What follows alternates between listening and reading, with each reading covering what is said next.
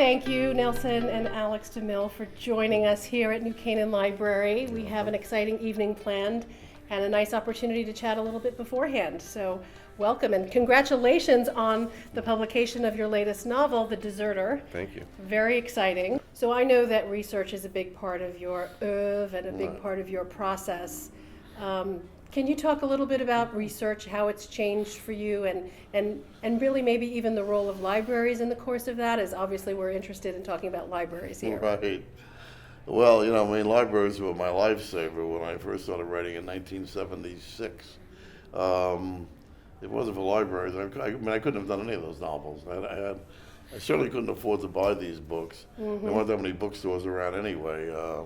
So yeah, I lived in a library, but it was no different than 4 years of college. Right. When I lived in a library, and I learned how to actually use the card catalog, and I became a library rep. I looked at it as a very big term paper. So and I was familiar with it. I don't think a lot of kids today could actually navigate the stacks the way I did in the 70s and the 80s.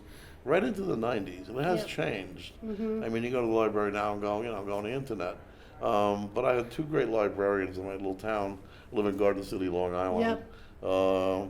And Martin Bowe and Laura Flanagan, I'm going to shout out. That's great. And I would call them sometimes. I didn't have to always go in. And this is a public library, and they weren't working for me, but they were very supportive, and they gave me their time. And I would be looking for something, and I said, I just don't feel like coming in today. And the library is across the street from my office, actually. And, but they would find stuff for me. They would find the right book for me. And so they collaborated with you. And they collaborated, and they are mentioned in many of my earlier novels in the acknowledgement section.